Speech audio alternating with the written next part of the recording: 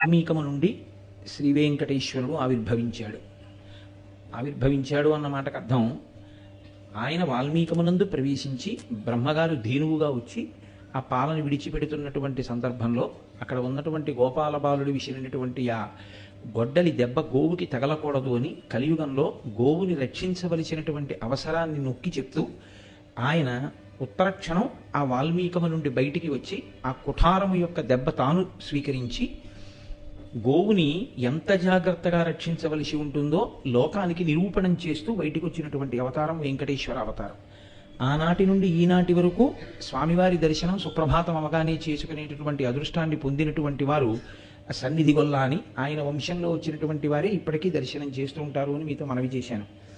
వెంకటేశ్వర అవతారం రావడానికి ప్రధానమైన కారణమేమి అన్నదాన్ని నేను మొదటి రోజు ప్రసంగం నుంచి మీతో మనవి చేస్తున్నాను. కేవల కారుణ్యమే. కలిపురుషుడు పాపము విజృంభణము పొందేటట్టుగా, లోకులందరూ కూడా పాప చింతనతో మెసలేటట్లుగా ఆయన ప్రచోదనం చేస్తుంటే, అలా ఆకర్షిస్తుంటే, శ్రీ వెంకటేశ్వరుడు మాత్రం పాపము నుండి బయట పడయ్యడానికి, జనులను ఉద్ధరించడానికి వచ్చినటువంటి అవతారం వెంకటేశ్వర అవతారం. అందుకే మిగిలిన అవతారములన్నీ ఒకెత్తు, వెంకటేశ్వర అవతారం ఒక్కటి ఒకెత్తు. అంతటి కారుణ్యమూర్తి. అందుకే తిరుమల వైకుంఠమనగ గైసేసినమి సలలిత కరుణాహృదయము కలనైనను మరువరాదు కంజదలాక్ష అంటారు. సాక్షాత్తుగా తిరుమలనే శ్రీవైకుంఠంగా మార్చుకుని అక్కడికి వచ్చి నిలబడినటువంటి ఆ స్వామి యొక్క కారుణ్యాన్ని కలలో కూడా మర్చిపోవడం కుదరదు. అంతటి అనుగ్రహ ప్రదాత. వెంకటాచల క్షేత్రం గురించి చెప్తూ పెద్దలు ఒక మాట అంటారు. స్కంద పురాణంలో ఈ విషయం గురించి ప్రస్తావన ఉంది. వెంకటేశ్వరునికి సంబంధించి 8 రకములుగా సేవించిన వారు ఎవరైనా సరే విష్ణువునందు సాయుధ్యమును పొందుతారు, అంటే మోక్షమును పొందుతారు. అది వెంకటేశ్వర స్వామి వారిని ప్రత్యక్షముగా పూజించగలగడం. అంటే ఆయనని ఒక మూర్తిలోకి ఆవాహన చేసి, అది ఫోటో అన్న భావనతో, అది ఒక మూర్తి అన్న భావనతో కాకుండా ఈయనే శ్రీ వెంకటేశ్వరుడు అన్న భావనతో సేవించగలుగుట. రెండవది ఆయనను స్మరించుచుండుట. వెంకటేశ్వరుని గురించినటువంటి స్మరణ. అందుకే స్మరణాత్ ఇష్టవర్షిణం. ఆ క్షేత్రం గురించి కానీ ఆయన గురించి కానీ స్మరణ చేసినంత మాత్రం చేత కోరికలు ఈడేరుతాయి. కాబట్టి స్మరించుట. 3, ఏ పని చేస్తున్నా ఇది వెంకటేశ్వర స్వామి వారి కార్యం అనుకుని చేస్తుండడం. అలా అనుకుని చేసేటప్పుడు ధర్మ వ్యతిరేకమైన కార్యం చెయ్యడానికి అసలు మీ మనసు మిమ్మల్ని అనుమతించదుగా. కాబట్టి ఏ కార్యం చేస్తున్నా ఇది వెంకటేశ్వర స్వామి వారి కార్యాన్ని నేను చేస్తున్నానన్న భావనతో చెయ్యడం.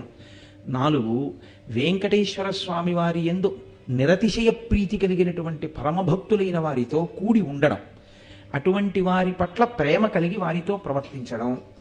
5, వెంకటేశ్వర సంబంధమైనటువంటి విశేషములను పరమ భక్తి కలిగినటువంటి వారి నోటి గుండా ప్రవచనం జరుగుతున్నప్పుడు, లేదా వారు పలుకుతున్నప్పుడు, అటువంటి భక్తులైన వారు మీతో ఏకాంతమునందు సంభాషించవచ్చు, అన్ని వేళలా ప్రవచనమే అక్కర్లేదు.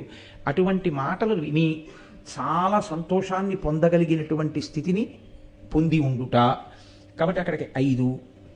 6వది వెంకటేశ్వరునితో సాన్నిహిత్యము, లేదా వెంకటేశ్వరుని నిరంతరము మనసులో పెట్టుకుని ఉండేటటువంటి వారెవరో అటువంటి వారికి మీరు ఉపకారము చేయగలిగిన స్థితి ఎందు నిలబడుట. అంటే ఆయనకి మీ వలన ఉపకారము కావాలని కోరుకున్నవాడు కాడు, కానీ మీరు ఇది మనం చేస్తే బాగుంటుంది అని మీ వలన ఒక్క చిన్న ఉపకారం ఆయన పొందాడు అనుకోండి, శ్రీ వెంకటేశ్వరుడు ఎంతో ప్రీతి పొందుతాడు అని స్కంద పురాణం నిరూపణం చేస్తోంది. అలాగే వెంకటాచల క్షేత్రమును దర్శనము చేయుట. ఈ భూమండలంలో మీరు ఎక్కడ నించునైనా సరే, ఎన్ని వేల యోజనముల దూరములో ఉన్నా సరే, వెంకటాచల క్షేత్రం ఎటువైపుకుందో అటువైపుకి తిరిగి స్మరణ చేసి ఒక్కసారి నమస్కారము చేయుట. వీటి వలన ఎంతటి పాపరాశి దగ్ధమవుతుంది. అంత తేలికగా దగ్ధం చెయ్యొచ్చా అంటే, ఈశ్వరుడు దాని గురించి ప్రస్తావన చేస్తూ స్కందంలో ఒక విషయాన్ని చాలా గొప్పగా విపులీకరిస్తారు. కృతయుగంలో కొన్ని సంవత్సరాల పాటు చేసినటువంటి పుణ్యం త్రేతాయుగంలో అంతకన్నా తక్కువ వ్యవధిలో 1 మాసంలో చేస్తే ఇస్తారు. 1 మాసంలో చేసినటువంటి పుణ్యం 1 రోజులో చేస్తే ఇస్తారు ద్వాపరయుగంలో. 1 రోజులో ద్వాపరయుగంలో చేసిన పుణ్యం 1 క్షణం పాటు వెంకటాచల క్షేత్రము వంటి క్షేత్రమును స్మరణ చేస్తే ఇస్తారు కలియుగంలో. ఎందుచేత అంటే క్షేత్రము యొక్క వైభవం అటువంటిది. ఆ క్షేత్రము ప్రకాశించినది, అక్కడ ఉన్నటువంటి ఆ ఈశ్వర స్వరూపము ప్రకాశించినది కూడా నేనింత పండితుణ్ణి, నాకిన్ని తెలుసు, నేనిన్ని చదువుకున్నాను, నాకింత గొప్పతనం ఉందని నేను ఇది చెయ్యగలనన్న భావన ఎవరికి ఉన్నదో వారికి తప్ప, నేనేమి చెయ్యగలనన్న భావన ఉన్నవాడికి, లేదా అసలు ఇది చెయ్యడమన్న మాట కాకుండా కేవలం వెంకటేశ్వర స్వామి వారిని ఒక కుటుంబ సభ్యుళ్ళ ప్రేమించిన వారెవరున్నారో, అంత సంతోషంగా ఆయన పట్ల అనురక్తితో ఉన్నవారెవరున్నారో వారి పట్ల ఆయన ప్రసన్నుడయ్యాడు. అసలు నిజానికి వెంకటేశ్వర స్వామి వారు ఈ భూమండలం మీద అవతరించినప్పటి నుంచి వాల్మీకము నుండి ఆయన వ్యక్తమై వెంకటాచల పర్వతము మీద తిరిగినప్పుడు ఆదివరాహమూర్తిగా అదే విష్ణు తేజస్సు వెంకటాచల పర్వతం మీద ఉన్నప్పుడు మొట్టమొదట దర్శనమైంది ఎవరికో తెలుసండి? ఆయన ఎవరి చేత్తో తీసుకొచ్చి పెట్టిన పదార్థములను రోజు తినేవారో తెలుసా? శ్రీదేవి భూదేవి సహితుడై చతుర్భుజుడైనటువంటి వెంకటేశ్వరుడిగా ఆయన తిన్నది ఒక బోయవాని చేతితో తిన్నారు. మీరు కావాలంటే స్కంద పురాణం పరిశీలనం చేయండి. వసువు అనబడేటటువంటి ఒక బోయవాడు ఒకానొకప్పుడు చామదుంపల పొలాన్ని సాగు చేస్తూ ఉండేవాడు. ఆయన చామదుంపలు వేసి ఆయన కుటీరం ఓ చెట్టు కింద ఉండేది, అంతే, ఓ చిన్న పందిరిలో ఉండేవాడు ఆయన. ఆయనకి భార్య కుమారులు. ఆయన రోజు కాసి ఆ చెట్టుకే, మీరు ఇప్పుడంటే ఈ అలవాటు తప్పిపోయింది, పూర్వం కొయ్యతో చేసినటువంటి వెంకటేశ్వర స్వామి మూర్తులు చాలా ఎక్కువగా ఉండేవి. ఈ సంతలనగా లేకపోతే ఆ ఉత్సవాలు జరిగేటటువంటి దేవాలయ ప్రదేశాలలో ఎక్కడైనా దారుతో నిర్మాణం చేయబడిన వెంకటేశ్వర మూర్తులు ఉండేవి. ఆయన కూడా అలాగే ఒక చెట్టులో ఆ చెట్టు యొక్క కాండం మొదలు ఏది ఉంటుందో అక్కడే పరమేశ్వరుడు ఉన్నాడని ఊహ చేసేవాడు. మనం నైవేద్యం పెట్టడానికి ఆ బోయవాడు పెట్టడానికి తేడా ఏమిటో తెలుసా అండి? మనం నైవేద్యం పెట్టే ముందు ఇది మనమే తింటామని మన భావన. అందుకే పత్రం పుష్పం ఫలం తోయం యోమీ భక్త్యా ప్రయచ్చతి అంటాడు. భక్తితో నాకు ఎవరిస్తున్నారో నేను దాన్ని స్వీకరిస్తాను అంటాడు. ఆ భక్తితో ఇచ్చేవాడు లేనప్పుడు పుచ్చుకోవడానికి ఆయనది కానిది ఆయనది మనం ఏమి ఇవ్వగలం నాకు చెప్పండి? మనం ఇవ్వడానికి ఆయనది కానిది ఒకటి మన దగ్గర ఏదైనా ఉంటే ఆయన దానికి ఆశపడేవాడై ఉండాలి. ఇది నీకు లేదు కదయా అందుకని నేను మీకు ఇస్తాననొచ్చు. అసలు ఆయనకి లేనిది మీకున్నది ఏమైనా ఉంటుందా? ఏమీ ఉండదు. ఈ సమస్తం ఆయనది. సమస్తము ఆయనదైతే నివేదన అన్న పేరుతో మనం చేసేది ఏమిటి అంటే కృతజ్ఞతావిష్కారము. ఈశ్వర, ఇది మీరు నాకిచ్చారు అన్న భావన ప్రేమతో ఆవిష్కరించుటకే నివేదన అని పేరు. ఆ ప్రేమతో మీరు ఈశ్వర ఇది మీరు ఇచ్చిందే, మీరు కొంచెం తినండి అని సంతోషంగా అక్కడ పెట్టారనుకోండి, మీ ప్రీతికి ఆయన కన్నులు విప్పి చూస్తాడు.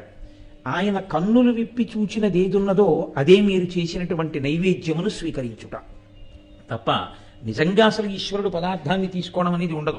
ఎందుకంటే ఆయనకు అవసరమే లేదు. ఆయనకు అటువంటి ఆకలి దప్పిక అవి ఉన్నవాడేం కాడాయన. ఆయనే తినడం అంటూ వస్తే ఎంత తినాలి? అందుకని కన్ను విప్పి చూస్తాడంతే ప్రీతితో. అటువంటి పరమేశ్వర స్వరూపాన్ని అంత భక్తితో సేవించాడు ఆ బోయవాడు. అంత భక్తితో అన్నమాటకు అర్థం ఎంత పదార్థం తెచ్చాడని మీరు అడక్కండి. ఆయనకి పక్కనే కొంత పొలం ఉండేది. ఆ పొలంలో చామదుంపలు వేస్తుండేవాడు ఆయన. ఆయన రోజు ఏం చేస్తాడంటే ఏ రోజుకు ఆ రోజే ఉదయం వెళ్ళి ఆ చామదుంపల పొలంలోంచి 4 మొక్కలు పీకుతాడు. దాని వేర్లకి పట్టుకున్నటువంటి పచ్చి దుంప ఎంత ఉందో దుంపలు తీస్తాడు. వాటిని కసి నీళ్లలో ఉడకబెడతాడు. ఆ ఉడకబెడితే మెత్తగా అవుతాయి. మెత్తగా అయినటువంటి ఆ చామదుంపల మీద ఉన్నటువంటి ఆ పొర తీసేస్తాడు. లోపల నుంచి తెల్లగా ఉన్న చామదుంపలు ఇలా ముట్టుకుంటే ముద్దయిపోయేటట్టుగా ఉంటాయి. ఇప్పుడు ఒక దోణిలో తేనె పట్టుకొచ్చి ఆ తేనెలో ఈ చామదుంపలు వేస్తాడు. వేసి ఇవి పట్టుకుని తింత్రిణీ వృక్షం కింద ఆ చింత చెట్టు కింద పుట్టలోంచి బయటికి వచ్చి ఈయన కోసమే కూర్చునేవాడు వెంకటేశ్వర స్వామి. ఎలాగో తెలుసా అండి? శ్రీదేవి భూదేవి సహితుడై కూర్చుని ఉండేవాడు. ఈ బోయవాడు ఇది పట్టుకుని వెళ్ళేవాడు. వెళ్ళి స్వామి తినండి అనేవాడు. వచ్చావా ఇలాగి అని ఆ దుంపలు తేనెలో ఉన్నవి తీసుకుని ఆయన తింటుండేవాడు రోజు. వెంకటేశ్వరావతార ఆవిర్భావ సమయమునందు జరిగినటువంటి వృత్తాంతం అది. అది ఒకప్పుడు ఎంత చమత్కారానికి వెళ్ళిపోయిందో తెలుసా అండి? తన కొడుకుకి కాపలా ఉంచి చెట్టు కింద చామదుంపలు ఉడికించి అక్కడ గిన్నెలో పెట్టి తేనెలో వేసి వెంకటేశ్వర స్వామి వారికి పట్టుకెళ్ళి ఇస్తాడు. ఆయన పట్టుకెళ్ళి ఇస్తే వండుకున్నవన్నీ పట్టుకెళ్ళి అక్కడ పెడతాడు. మనం మహానైవేద్యం అంటే చెంచాడన్నాం, ఓ ఇంత పప్పు పెడతాం, మిగిలింది మనం తినాలని నాకు తెలుసు. అందులో మహానైవేద్యం ఇప్పుడు వండిందంతా పెట్టిన పాపానే పోమనం అసలు. ఆయన అలా కాదు. ఆయన చామదుంపలు అన్నీ ఉడికించి తేనెలో వేసి పట్టుకుని వెళ్ళిపోతాడు వెంకటేశ్వర స్వామి వారి దగ్గరికి. ఆయన ఏం చేస్తాడంటే అలా చూసి ఓ 4 దుంపలు పెట్టు, నీకెన్ని కావాలి లక్ష్మి అంటాడు. నాకు 3 ఇవ్వండి. భూదేవి నీకెన్ని కావాలి? నాకు 2 చాలు. వాళ్ళకి ఇచ్చేసి మిగిలిన తినవా అంటాడు. ఆయన తింటుంటాడు, ఈయన తింటుంటాడు అక్కడే కూర్చొని. ఒక బోయవాడు అనుభవించాడు వెంకటేశ్వరావతారము యొక్క అనుగ్రహాన్ని. ఆయన పేరు వసు. ఆయననే ఆదివరాహమూర్తి కూడా అనుగ్రహించాడు. స్కందం ఏం చెప్తుందో తెలుసా అండి? ఆయన చామదుంపల పొలంలోకి ఒకానొకప్పుడు ఆదివరాహస్వామి వారు అప్పటికి అసలు ప్రకటనం కాలేదు. ఆయన ప్రకటనం కానటువంటి ఆదివరాహస్వామి కూడా పుట్టలోనే ఉండేవారు. పుట్టలో ఉన్న ఆదివరాహస్వామి తెల్లటి పంది రూపంలో ప్రతిరోజు ఈ వసువు వేసినటువంటి ఆ చామదుంపల పొలంలోకి వచ్చి ఆ చామదుంపల్ని తన ముట్టితో పెల్లగించి తింటుండేవారు. నేనేమో వెంకటేశ్వర స్వామి వారికి పెట్టి తిందామని చామదుంపల పొలం వేస్తే ప్రతిరోజు అడవి పంది ఏదో వచ్చి కొల్లగించేసి ఈ చామదుంపలన్నీ తినిపోతోంది. దీని అడుగుజాడలు బట్టి చూస్తే ఇది చీకటి పడ్డాకొచ్చి తింటోంది, పగటి పూట కనపట్టలేదు, అందుకే కాపలా ఉంటే. ఇది అడుగుజాడల్ని బట్టి ఇలా వస్తోంది అని అతను అది వచ్చే ప్రాంతాన్ని గమనించి ధనస్సు బాణములు పట్టు కూర్చున్నాడు. అది వస్తే బాణం వేసి చంపేస్తాడు. చీకటి పడింది. ఆ రోజు పౌర్ణమి, మంచి వెన్నెల కాస్తోంది. ఆదివరాహమూర్తి సామాన్యమా? ద్రోమరంధ్ర పరిపూర్ణ విధావదక్షౌ అంటారు లీలాశకుడు. ఆయన యొక్క రోమకోపములలోకి సముద్రములన్నీ విడిపోయి అటువంటి స్వరూపం ఉన్నటువంటి మహానుభావుడు తెల్లటి పంది రూపంలో ఆ చామదుంపలు తినడం కోసం అని చెప్పేసి ఆ చామదుంపల పొలంలోకి వచ్చాడు. వచ్చి ముట్టితో పెళ్లగిస్తున్నాడు. పెళ్లగిస్తుంటే ఈయన బాణాన్ని గురి చూసి ఎక్కుపెట్టాడు. సర్వజ్ఞుడైన పరమాత్మకి తెలియదు. ఈయన అమాయకత్వం గమనించాడు, నేను అడవి పందిని అనుకుంటున్నాడని. ఆయన ముందు పరిగెత్తాడు, ఈయన వెనక పరిగెత్తాడు. ఈశ్వరుడికి అదొక లీల. భక్తుల్ని చూస్తే పరిగెత్తాడు. కొడుకుని పిలిచాడు, ఒరేయ్ పంది దొరకట్లేదు నాతో రారా అన్నాడు. దూరంగా వెళ్ళిపోతూ పెద్ద కేకేశాడు. కొడుకు తండ్రి కోసమని కొడుకు పరిగెడుతున్నాడు. తండ్రి గబగబగబా వెళ్ళాడు. చంద్రాస్తమయం అయిపోయింది, అంటే తెల్లవారిపోయింది. ఈ పంది ఇప్పుడు ఎక్కడ మనమైతే స్వామి పుష్కరిణి తీరంలో ఆదివరాహస్వామి దేవాలయ దర్శనం చేస్తున్నామో అక్కడ పుట్టలోకి వెళ్ళిపోయింది. ఆ పంది వెళ్ళిపోగానే అతనికి ఎక్కడ లేని కోపం వచ్చింది. చామదుంపల పొలం అంతా కొల్లగించింది కాకుండా ఇది పుట్టలో దూరింది అని అతను వాల్మీకాన్ని ఛేదించి పుట్ట తవ్వాడు. పుట్ట తవ్వేటప్పటికి లోపల స్వామివారి యొక్క శరీరము లీలామాత్రంగా కనపడింది. అంతే. ఆ తేజస్సు చూడలేక అతను మూర్ఛపోయాడు. కొడుకు పరిగెత్తుకుంటూ వచ్చి తండ్రిని చేరాడు.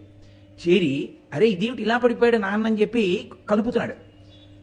పుట్టలో ఉన్న ఆదివరాహస్వామి తండ్రిని ఆవేశించి, తొండమాన్ చక్రవర్తిని ఇక్కడ దేవాలయ నిర్మాణం చెయ్యమని చెప్పు, నేను ఆదివరాహస్వామిని భూదేవి సహిత ఆదివరాహమూర్తినై ఇక్కడ ఉన్నాను. నేను పుట్టలోంచి కొంత భాగం పైకి లేచి లక్ష్మి నా వక్షస్థలం మీద ఇలా ప్రకాశిస్తుండగా ఇదిగో ఇక్కడ దొరికిన పలక మీద చెక్కించి నన్ను ప్రతిష్ఠ చేయండి, దాని యందు నా తేజస్సు ఆవాహన అవుతుంది అని ఆయన ప్రకటన చేశాడు. అప్పుడు ఈ బోయవాడు రాజుకి చెప్తే అప్పుడు ప్రతిష్ఠ అయింది ఆదివరాహస్వామి దేవాలయం. కాబట్టి అసలు మొట్టమొదట అనుగ్రహించింది ఒక బోయవాణ్ణి. ఆ బోయవాడే ఆదివరాహస్వామి దేవాలయ నిర్మాణానికి కారకుడు. ఆ బోయవాడే వెంకటేశ్వర స్వామి వారికి చామదుంపలు తేనెలో పెట్టి ధన్యత పొందినవాడు. ఆయన ఒక రోజున చామదుంపలన్నిటినీ ఉడికించి మెత్తగా అయిపోయాయని చూసి తేనె పట్టుకొచ్చి దోణిలో పోయివే పట్టుకెడతాను వెంకటేశ్వరుడికి అన్నాడు. ఆవిడ చూసింది తేనె అయిపోయిందండి భార్య. ఆయన అన్నాడు, రా మన ఇద్దరం వెళ్ళి తేనె పట్టుకొద్దాం, పక్కన ఇంకొక అడవిలో తేనె పట్లు ఉన్నాయి, అక్కడి నుంచి తేనె ఎట్టుకొద్దామని కొడుకుని పిలిచి అన్నాడు, రే నువ్వు ఈ చామదుంపలు జాగ్రత్తగా చూస్తుండు, నేను అమ్మ వెళ్ళి తేనె పట్టుకొస్తాను. అలాగే నాన్నగారండి అన్నాడు. వాడు కూర్చున్నాడు. బోయవాడు భార్య పక్కన ఉన్న అరణ్యంలోకి వెళ్ళారు తేనె కోసం.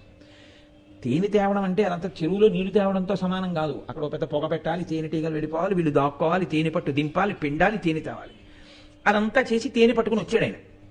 ఆయన వెంకటేశ్వరుడితో కలిసి తింటాడు. అందుకని ఆ తేనె పట్టుకుని వచ్చే లోపల ఈ పిల్లవాడికి ఆకలేసింది. వీడికి ఏమిటి అలవాటు, నాన్నగారు రోజు అక్కడ పెట్టి తినొస్తారు, అప్పుడే మనకి పెడతారు. కాబట్టి అక్కడికెక్కడికో వెళ్ళి పెట్టడం ఎందుకు, నాన్నగారు ఈ చెట్టేగా వెంకటేశ్వర స్వామి అంటుంటారు, కాబట్టి ఇక్కడ పెట్టేస్తే అయిపోదేంటి. వాడేం చేశాడంటే నాన్నగారు ఉడికించినవి పెడుతుంటారు, తేనెలో వేసి పెడతారు, ఇవాళ తేనె లేదుగా అని వాడు మళ్ళీ వాటిని తీసుకెళ్లి అగ్నిహోత్రంలో బాగా పచనం చేశాడు. పచనం చేస్తే బాగా కాలిపోతే అవే పట్టుకెళ్ళి అక్కడ పెట్టి వెంకటేశ్వర తినన్నాడు. ఈ పిల్లవాడు నమ్మాడు, ఉన్నాడు అక్కడ ఈశ్వరుడని, తినేశాడు చెట్టు రూపంలో ఈశ్వరుడు. తినేస్తే తండ్రి వచ్చాడు, వీడు మిగిలినవి తినేశాడు. స్వామికి పెడితే తినేచ్చుగా, తినేశాడు వాడు. తండ్రి వచ్చాడు, ఏవిరా చామదుంపలు అన్నాడు. నాన్నగారండి ఈ చెట్టులోనేగా స్వామి ఉన్నారన్నారు, మీరు రమ్మన్నాను, ఆకలేసేస్తోంది స్వామి, ఉండలేను నాన్నగారు వచ్చే వరకు, నేను తినాలంటే మీకు పెడితే కానీ తినద్దంటారు కదా నాన్నగారు, మీరు వస్తే నా స్వామి మీరు తినేద్దరు కానీ నేను తినేస్తాను, రండి స్వామి అని అడిగాను. వచ్చారు, పెట్టాను, తినేశారు. తేనె లేదు కాబట్టి తేనె లేని దానికి పచ్చివి పెడితే బాగుండదని మళ్ళీ అగ్నిహోత్రంలో పడేశాను, బాగా కాలిపోయాయి, అవి పెట్టాను, ఆయన తినేశారు, నేను తినేశాను. తండ్రికి ఎక్కడ లేని కోపం వచ్చింది, చెట్టుకు పెట్టావా, తిన్నాడా వెంకటేశ్వరుడు, ఆయన అమాయకత్వం అయింది. ఎంత పనిచేశావురా అని ఆ చేతిలో కత్తి ఒకటి పట్టుకుని వెళ్ళాడు ఆయన. ఆ కోపంలో ఒళ్ళు తెలియకుండా కత్తెత్తి పిల్లాన్ని కొట్టబోయాడు. చెట్టు రూపంలో ఉన్నాడు వెంకటేశ్వరుడిని నమ్మినటువంటి పిల్లవాడి యొక్క నమ్మకాన్ని రుజువు చేస్తూ ఇలా ఎత్తిన చేతిని చెట్టు రూపంలో ఉన్న వెంకటేశ్వరుడు పట్టుకున్నాడు. ఎవరు పట్టుకున్నారు చెయ్యని వెనక్కి తిరిగి చూశాడు. చతుర్భుజుడైనటువంటి స్వామి పట్టుకున్నారు అతని చేతిని. ఆయన చూసి కాళ్ళ మీద పడిపోలేదు, స్తోత్రాలు చేయలేదు. స్వామి మీకు పెట్టకుండా తినేశాడు, వాడిని కొడదాం అనుకున్నాను అన్నాడు. ఆయన అన్నాడు, వాడు నాకు పెట్టి తిన్నాడు. నువ్వు కూడా తిను స్వామి, నువ్వు తిన్నాక తినడం మాకు అలవాటు, నువ్వు తింటే మేము తింటామన్నాడు. నేను తినేశాను, తిన్నాకే వాడు తిన్నాడు. వాడిని ఎందుకు చెనకతావు? అందుకే నేను ఇక్కడే ఉన్నాను. నేను ఎక్కడో ఉంటాను అనుకోకు, నమ్మిన వాడి కోసం ప్రతి చోట ఉంటాను. వాడు ఎక్కడుంటే అక్కడ ఉంటాను. వాడిని పొదివి పట్టి తల్లి బిడ్డల్ని కాపాడినట్టు కాపాడుతుంటాను. అది నా ధర్మం, అది నా కర్తవ్యం. కాబట్టి నేను ఈ రకంగా నీ బిడ్డకి దర్శనం ఇచ్చానన్నాడు. రాజుగారికి తీసుకెళ్లి వెంకటేశ్వర స్వామి వారు శ్రీదేవి భూదేవి సహితుడై ఉండగా పరిచయం చేశాడండి ఆ బోయేవాడు. స్వామి ఈయనకి తెలియదండి, పాపం మిమ్మల్ని వెతుక్కుంటున్నారు, నేనే చెప్పాను ఇక్కడికి రమ్మని అని పరిచయం చేసి చామదుంపలు ఉడికినవి స్వామికి పెట్టి ఆ ప్రసాదం రాజుగారికి పెట్టించాడు అతను. మీరు వెంకటేశ్వర స్వామి వారి యొక్క వృత్తాంతాన్ని చాలా జాగ్రత్తగా పరిశీలిస్తే ఆయన బాగా అనుగ్రహించింది ఎవరినో తెలుసా అండి? మాకిన్ని తెలుసు, మాకన్ని తెలుసు, మాకిన్ని విషయాలు చదువుకున్నాం, మాకిన్ని మంత్రాలు వచ్చానో, లేకపోతే మాకింత ఐశ్వర్యం ఉందనో, నేను ఇంత గొప్పవాడిననో అన్నవాడి ఎవ్వడికీ ఆయన చిక్కలేదు. వటుర్వాగేహి వా ఇతిరపి జటీ వా తదితరో నరో వా యక్కశ్చిద్ భవతు భవకింతేన భవతి యదీయం మృత్పద్మం యది భవదీనం పశుపతే తదీయస్తం శంభో భవసి భవ భారంచ వహసి అంటారు శంకరాచార్యుల వారు. నువ్వు బ్రహ్మచారివా, గృహస్థువా, వానప్రస్థువా, సన్యాసివా, ఎవడకు కావాలి? నువ్వు నీ మనసు ఈశ్వరుడి దగ్గర పెట్టావా చెప్పు, ఈశ్వరుడు నీ కొరకు నీ వెంట పరిగెడతాడంటారు. అలా ఆ బోయవాణ్ణి అనుగ్రహించాడు మహానుభావుడు. అటువంటి వెంకటాచల క్షేత్రం ఇప్పటికీ ఎంతమంది భక్తులకు ఎన్ని రకాలుగా, ఎంతెంత అమాయకులైన వాళ్ళు, ఏమీ తెలియనటువంటి వాళ్ళు ఆ వెంకటాచలం కొండకు వచ్చేస్తారు. నేను ఒకసారి వెంకటాచలం వెడితే నన్ను, ఆయనకి పాపం తెలుగు భాష కూడా రాదు, ఆయన నన్ను ఒక ప్రశ్న వేస్తే నేను అలా ఉండిపోయాను. ఆయన నన్ను అడిగాడు, అసలు ఈ గుడికి లోపలికి ఎట్నుంచి వెళ్ళాలని అడిగాడు ఆయన.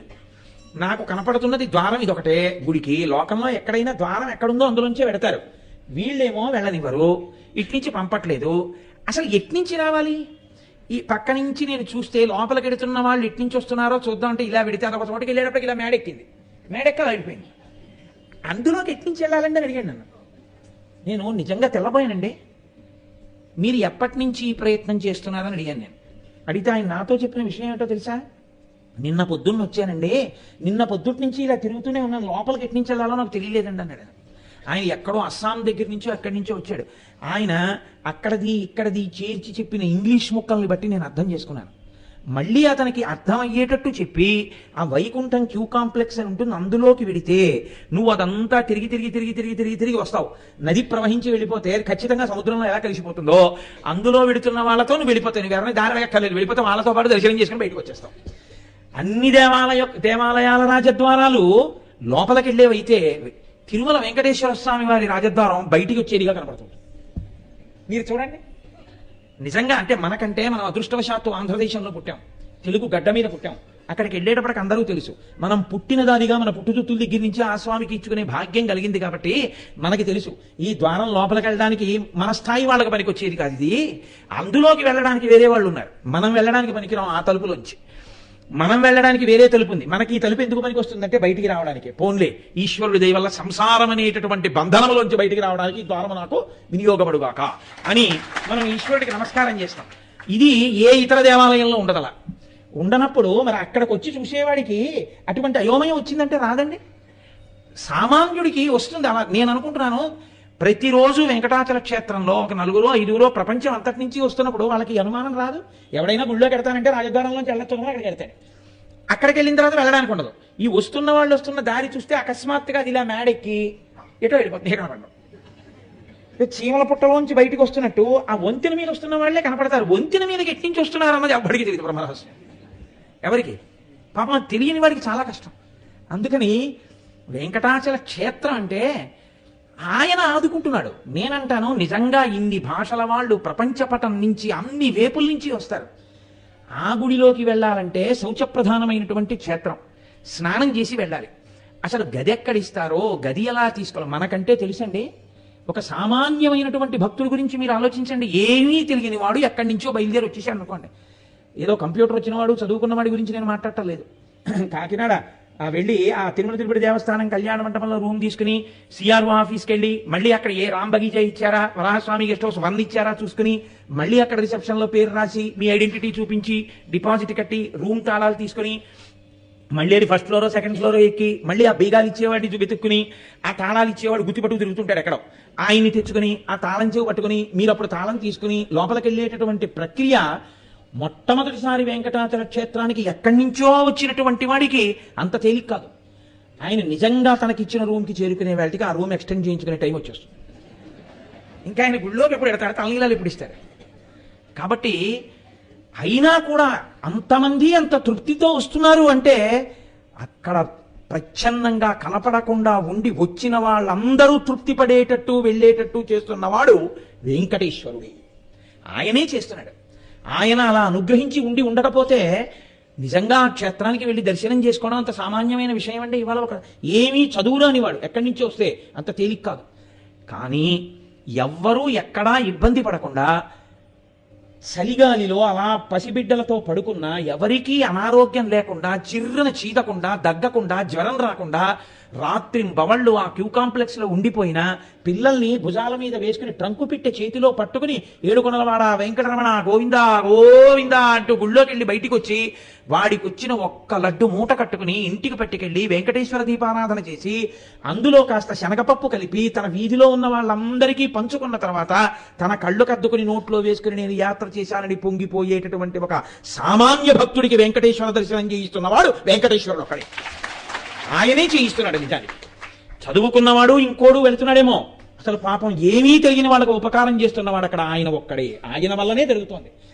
వాతావరణానికి అక్కడ ఉండే పరిస్థితికి నిజంగా ఏ తీసుకెళ్లిన చంటి పిల్లల్ని తలనీలాలు ఇవ్వడానికి తీసుకెళ్తారు. ఈశ్వరుడు ఉన్నాడు అనడానికి ఇంకింతకన్నా నిదర్శనం ఏం కావాలి? వానలో ఎండలో గాలిలో ఒక్కొక్కసారి మేఘాలు కూడా దిగిపోతుంటాయి ఆ కొండ మీదకి. అటువంటి వాతావరణంలో ఎముకలు కురికేసేటటువంటి చలిలో ఏమీ ఉండదు. పాప ఆ మెట్లెక్కేటటువంటి షెడ్లలో ఒక మూలకి తెచ్చుకున్న బ్యాగ్ తల కింద పెట్టుకుని నిద్రపోతుంటారు. ప్యాసింజర్ ఎక్కడానికి డబ్బు తప్ప ఇంకోటి ఉండదు వాళ్ళ దగ్గర. ముడుపు కట్టి తెచ్చుకున్న డబ్బులు ఆ హుండీలో వేసేస్తారు తప్ప ప్రాణం పోయినా అందులోంచి రూపాయి తీరు. అంత భక్తితో వచ్చి సేవిస్తున్న వాళ్ళకి ఇవాల్టికి దర్శనమై తృప్తిగా వస్తున్నారంటే వెంకటేశ్వరుడు ఉన్నారనడానికి మీకు ఇంతకన్నా నిదర్శనం ఏం కావాలి? నేనంటాను, ఆనంద నిలయంలో వెతక్కండి వెంకటేశ్వరుడి కోసం. వెంకటాచల క్షేత్రంలో ఉన్న సామాన్యుడు తృప్తితో వెళ్ళిపోతున్నటువంటి ఆనందంలో మీకు వెంకటేశ్వరుడు కనబడతాడు. అక్కడ ఉన్నాడు. అందుకే స్వామి నటించుచుండు ఈ శైలమందు అన్నారు. ఆ పర్వతం అంతటి మీద ఆయన నర్తిస్తుంటాడు. ఆ పర్వతమేమి నమ్ముకున్నటువంటి వాడి ప్రతి ఇంటిలో, ప్రతి వాడి గుండెలో, వాడి ముందు, వాడి వెనక, వాడి పక్కన స్వామి నిలబడి ఉంటారు.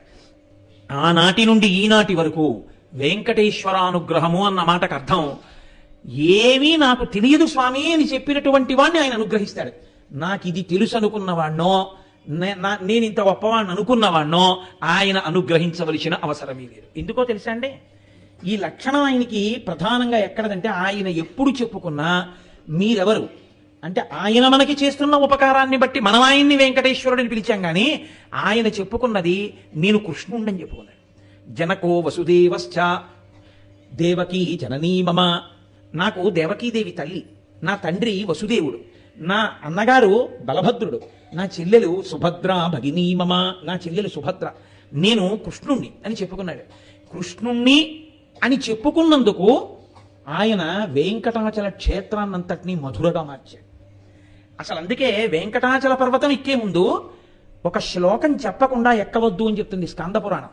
పాపములను దహించగలిగినటువంటి ఈశ్వర శక్తి ఆ పర్వతంగా మారింది. ఆయన క్రీడాగ్రి, దాని మీద నీ కాలు పెట్టే అధికారం నీకెక్కడుంది?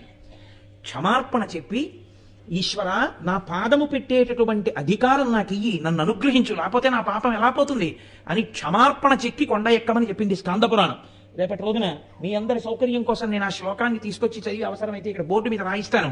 చక్కగా మీ అందరూ రాసుకుని వెంకటాచల క్షేత్రానికి వెళ్ళేప్పుడు కొండ ఎక్కే ముందు ఆ శ్లోకం చెప్పి కొండ ఎక్కచ్చు. వెంకటేశ్వరుడు సామాన్యమైనటువంటి స్వామి కాదు. ఎంతో కాలం ఆయన మాట్లాడారు. వెంకటాచల క్షేత్రానికి ఉన్న గొప్పతనం ఏమిటో తెలుసా అండి? ఏకకాలమునందు విష్ణు స్వరూపం ఒక ప్రమిదలో 2 జ్యోతులు వెలుగుతున్నట్టుగా ఒక్క విష్ణువు ఇద్దరుగా కదిలి, ఇద్దరుగా ఉన్న ఒక విష్ణువు ఒకరితో ఒకరు మాట్లాడుకున్నారు. ఒకే విష్ణువు ఇద్దరుగా ఉండి మాట్లాడుకున్నారు. దేనికి మాట్లాడుకున్నారో తెలుసా? నేను మీతో మొదటి రోజు ఉపన్యాసం దగ్గర నుంచి మనవి చేస్తున్నాను. రామచంద్రమూర్తి తన ప్రవర్తన చేత ధర్మాన్ని లోకానికి నిరూపణం చేస్తే, కృష్ణ పరమాత్మ భగవద్గీతని బోధ చేసి లోకానికి అనుసరణీయమైన మార్గాన్ని ప్రబోధం చేస్తే, వెంకటేశ్వర స్వామి వారు ప్రబోధము చేయలేదు. కానీ ఆయన ఆవిర్భావం కదలిక దగ్గర నుంచి ఈ లోకంలో మనం ఎలా మెసలుకోవాలో ఆయన నేర్పారు. లోకధర్మము దేశాచారము అని ఒకటి ఉంటుంది. కలియుగ లక్షణం అంటే ఎలా ఉంటుందో ఆయన నిరూపించారు. అందుకే ఆయన తింత్రిణీ వృక్షం కింద ఉన్నటువంటి పుట్టలో ఉండేవారు. ఆయన ఎప్పుడు తొండమాన్ చక్రవర్తితో కూడా చెప్పారు, తింత్రిణీ వృక్షం జోలికి వెళ్ళవద్దు, ఆ పక్కన ఉన్నటువంటి సంపంగి చెట్టు జోలికి వెళ్ళవద్దు. ఎందుకో తెలుసా? ఈ వెంకటాచల పర్వతం మీద సాక్షాత్తుగా నేను ఏ వాల్మీకము నుండి ఆవిర్భవించానో అదే దేవకి వాల్మీకో సాక్షాత్, వాల్మీకో దేవకీ సాక్షాత్. ఆ వాల్మీకము పుట్ట ఉన్నదే నేను బయటికి వచ్చిన పుట్ట, అదే దేవకీదేవి. తల్లి దేవకీదేవిని నేను ఆ పుట్టగా మార్చుకున్నాను. నా తండ్రి అయినటువంటి వసుదేవుడు ఉన్నాడే, ఆయనే వసుదేవోదతింత్రిణి. ఆ వసుదేవుడే ఆ నీడ తిరగనటువంటి చింత చెట్టు. ఇప్పుడు లేదు, ఆ చింత చెట్టే వసుదేవుడు. ఈ శేషశైలం అనేటటువంటి పర్వతం ఉందే, ఈ శేషశైలం అనేటటువంటి పర్వతమే నా అన్నగారైనటువంటి బలభద్రుడు. నేను యమునా నదితో బాగా సంబంధం ఉన్నవాడను. నా పుట్టుక దగ్గర నుంచి నా రాసక్రీడ వరకు యమునా నది ఒడ్డుని. ఆయన పుట్టి పుట్టగానే ఆయనే చెప్పి ఆయనని తల మీద పెట్టుకున్నటువంటి వసుదేవుడికి యమున దారి ఇచ్చింది. నాకు యమునతో అంత అనుబంధం. స్వామి పుష్కరిణియే యమున. ఇక్కడ తిరిగేటటువంటి క్రూర మృగాలతో సహా ప్రతి మృగాలన్నీ కూడా నాతో కలిసి ఆడుకున్న గోపాల బాలులు. ఈ కొండ మీద ఎగిరేటటువంటి పక్షులన్నీ నాతో కలిసి విహరించినటువంటి గోపకాంతలు. కాబట్టి ఇది మధుర. నేను ఇక్కడ కృష్ణ భగవానుడిగా తిరుగుతుంటాను.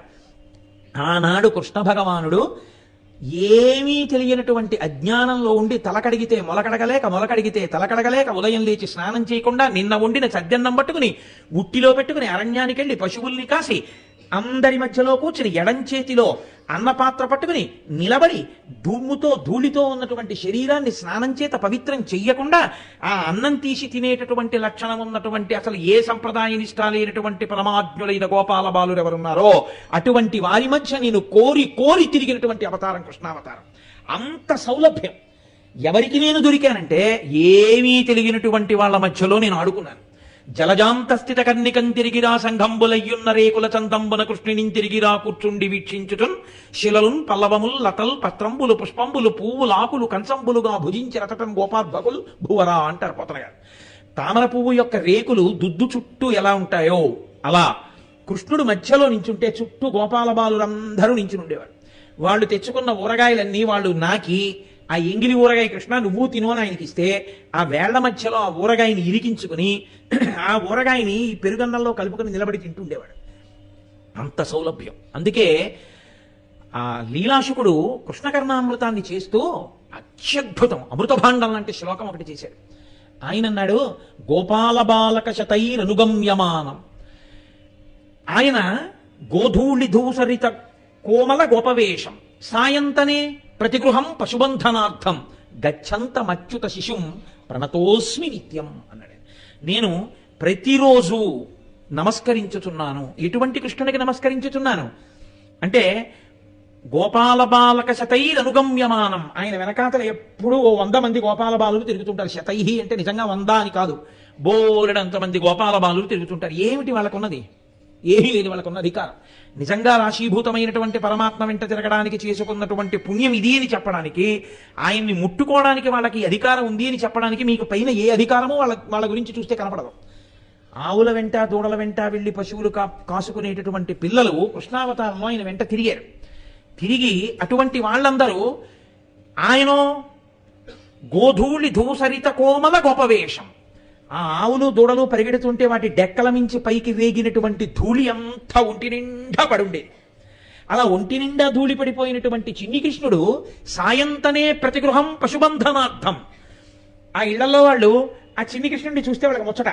అందుకని, ఓయ్ కృష్ణ, ఈ 2 ఆవుల్ని కట్టడం కష్టంగా ఉంది, కొంచెం వచ్చి కట్టే ఓయ్ అంటే చిన్న పిల్లాడు వెళ్ళి ఆ ఆవు పలు పట్టుకుని రా అని గట్టిగా లాగుతుంటే ఆ డొక్కలు ఇలా లోపలికి పోయి ఆ ఉలప్పంజరం ఎముకలు కనపడుతుంటే ఓ చిన్న నెమలీక పెట్టుకుని, ఓ చిన్న కొప్పు పెట్టుకుని, ఓ చిన్న దట్టి ఒకటి గట్టిగా బిగించుకుని ఆ పలు పట్టుకుని తీసుకెళ్లి ఆ ఆవుని కట్టేస్తుంటే ఆ కడుతున్నప్పుడు వెనక నుంచి ఆ ఆవు చిన్ని కృష్ణుడిని నాకుతుంటే ఆ గోపకాంతలు చూసి కిలకిలా నవ్వుతుండేవారు. అందరి యొక్క బంధనములను విడిపించేటటువంటి కృష్ణుడు సాయంకాలం అయ్యేటప్పటికీ ప్రతి ఇంటికి వెళ్ళి పశువులు కట్టాడు. ఆయన కర్మ అంతగా దిగి వచ్చినటువంటి అవతారం. కాబట్టి సాయంతనే ప్రతిగృహం పశుబంధనార్థం గచ్చంతమత్యుత శిశుం ప్రణతోస్మి నిత్యం. అలా వెళ్ళినటువంటి కృష్ణుడున్నాడే, ఆయనకి నేను శిరసు ఉంచి నమస్కరిస్తున్నాను. ప్రతిరోజు నేను ఆయన సౌలభ్యానికి పొంగిపోయి నేను ఆయన్ని తలుచుకుంటున్నాను అంటారు లీలాశుకుడు. తన్నుచు గుద్దుచు నగచు తద్దయు కైవడి కూడియాడుచున్ మన్నన చేయుడు వల్లవ కుమారుల భాగ్యము వింతయొప్పునే అంటాడు బ్రహ్మగారు భాగవతంలో. ఏమి ఈ పిల్లలు ఆయన్ని కౌగిలించుకోవడమా, తన్నడమా, గుద్దడమా, మీద పడ్డమా, ఎంగిలి పెట్టడమా, కృష్ణుడితో కలిసి తిండమా? ఎవడికి కావాలయా దిక్కుమాలిన బ్రహ్మ పదవి తీశాకలు బారై? ఇదిగో ఈ పిల్లలున్నారే, ఎన్నడునైన యోగి విభులెవ్వని పాద పరాగమింతయున్ కన్నుల కాన రట్టి హరి తద్దయు కైవడి కుడియాడుచున్ తన్నుచు గుద్దుచున్నగచు తద్దయు కైవడి కుడియాడుచున్ మన్నన చేయు వల్లవ కుమారుల భాగ్యము వింతయొప్పునే. ఈ పిల్లల యొక్క పాదముల కట్టుకున్నటువంటి ధూళి తీసి నా 4 కిరీటాల మీద చల్లుకుంటాను, నాకు ఈ చాలా అవకాశం, తీసే బ్రహ్మ పదవి నాకు అక్కర్లేదన్నాడు. అంత సౌలభ్యం కృష్ణావతారం. అందుకే ఇప్పటికీ మనం సుప్రభాతం చదివితే ఒక మాట అంటుంటాం, రేఖామయధ్వజుధా కలశాత పత్ర వజ్రాంకుశాంబురుహ కల్పక శంఖచక్రై భవ్యైరలంకృత తలౌ పరతత్వ చిహ్నై శ్రీ వెంకటేశ చరణౌ శరణం ప్రపద్యే. ఆయనో సాక్షాత్ శ్రీమన్నారాయణుడు. పాదములలో చూస్తే నాగలి, శంఖము, చక్రము, అమృతభాండము మొదలైనటువంటి దివ్య చిహ్నములను కలిగినటువంటి పాదములు. అటువంటి వాడు స్వామి నిద్రలే, స్వామి నిద్రలే, స్వామి నిద్రలే అంటే లేవకపోతే ఏం చెప్తే లేచిపోతాడో తెలుసా అండి? యోషాగణేన వరదగ్ని విమధ్యమాని ఘోషాలయేషు దదిమంధర తీవ్ర ఘోషాః రోషాక్కలిం విదదతే కకుభశ్చ కుంభాః శ్రీవేంకటాచలపతే తవ సుప్రభాతం. ఈశ్వరా, మీకు వినపట్టలా? మీరు చిన్ని కృష్ణుడుగా నందవ్రజంలో తిరిగినప్పుడు గోపకాంతలందరూ కూడా పెరుగు కుండలు తీసుకొచ్చి అక్కడ పెట్టి గట్టిగా తోడుకున్న పెరుగులోకి కవ్వాన్ని దింపి ఆ తాడు కట్టి గాజులు గలగలలాడుతున్నటువంటి చేతులతో ఆ కవ్వాన్ని తిప్పుతున్నప్పుడు గట్టిగా పేరుకున్నటువంటి పెరుగులో తిరగలేక తిరగలేక తిరుగుతున్నటువంటి కవ్వం చర్చస్ అని చప్పుడు చేస్తున్నప్పుడు పెరుగుకి కుండకి ఆ కవ్వానికి యుద్ధం వచ్చిందా అన్నట్టుగా లోపల దెబ్బలాడుకుంటున్నాయా అన్నట్టు వస్తున్న చప్పుళ్ళు నీకు వినబడలేదా ఓ వెంకటేశ్వరా నిద్రలే అంటే నిద్రలేస్తాడు. కాబట్టి ఆయన నేను కృష్ణుణ్ణి అని చెప్పుకున్నాడు. కృష్ణుణ్ణి అని చెప్పుకున్నటువంటి వెంకటేశ్వరుడు ఒకానొకప్పుడు ఆ వెంకటాచల పర్వతం మీద వెడుతున్నారు. వెడుతుంటే ఆదివరాహస్వామి తన కింకరులందరినీ వెంట పెట్టుకుని ఆయన వచ్చారు. ఆయనకి ఈయన ఎదురుపడ్డారు. ఎదురుపడితే ఎవరు వాళ్ళిద్దరు? వాళ్ళిద్దరూ ఆయనే, విష్ణుస్వరూపమే. ఒకే విష్ణుస్వరూపం రెండుగా కనబడింది. ఆ పరబ్రహ్మం శివకేశవులుగా కనబడితే నీకేంటి అభ్యంతరం? ఒక విష్ణువే రెండుగా కనపడ్డాయే, పరబ్రహ్మము శివకేశవులుగా కనపడదు? ఏమిటి ఆశ్చర్యం అందులో? రెండుగా కనపడిన తత్వం ఒకటే నిరూపణం చేసింది వెంకటేశ్వరావతారం ఈ లోకానికి. నామరూపములను పట్టి భేదములను పాటించవద్దు, ఈశ్వర తత్వమును మీరు అవగాహన చేసుకోండి. అందుకే ఒక్క విష్ణువే ఆదివరాహమూర్తిగా అదే విష్ణు స్వరూపమైన వెంకటేశ్వరుడికి ఎదురొచ్చాడు. ఎదురొస్తే వెంకటేశ్వర స్వామి వారు పక్కకి తప్పుకున్నారు. ఆయన అన్నారు, ఈ కొండ నాది, ముందొచ్చిన వాడిని నేను. కలియుగ లక్షణం కదండి, యుగధర్మం అంటే ఎలా ఉంటుందో నేర్పుతున్నారు. ఎవడు ముందు వెళ్ళి ఆక్రమించాడో వాడిదే, కాబట్టి వాడికి పట్టా ఇవ్వవలసిందే. ఎందుకంటే వాడు చాలా కాలం నుంచి అక్కడ ఉన్నాడు, అదొక్కటే లక్షణం. కలియుగంలో ధర్మం అలా ఉంటుంది. బహుశా ఆదివరాహమూర్తి నిరూపణం చేశారు, రాబోయే రోజులు ఇలాగే ఉంటాయి. కొనుక్కున్నది ఎవడైనా అక్కడ ఎవరో ఇల్లు కట్టేసి చాలా కాలం ఉంటే ఆ తర్వాత పట్టావాడికే వెళ్ళిపోతుందేమో కూడా. పరిస్థితి ఎన్ని చోట్ల నాటి గొడవలు ఏం లేదనుకుంటున్నారు, చాలా చోట్ల ఉన్నాయి, మీకు తెలియదా ఏమి? కాబట్టి వెంకటాచల పర్వతం మీదకి ముందొచ్చిన వాడిని నేను, ఈయనెవరు ఇక్కడ తిరుగుతున్నాడండి అంటే వెంకటేశ్వర స్వామి వారు ఆదివరాహస్వామికి ఎదురొచ్చి అన్నారు, కలియుగంలో ప్రజల్ని పాపం నుంచి ఉద్ధరించడం కోసమని నేనే, మీరు ఒక్కటైనటువంటి స్వరూపంలోంచి నేను ఇక్కడ ఆవిర్భవించాను. కాబట్టి కలియుగం అయిపోయేంత వరకు నేను ఇక్కడ ఉండి భక్తులను ఉద్ధరించాలి. కాబట్టి నాకు ఏదైనా స్థలం ఇవ్వండి అన్నారు.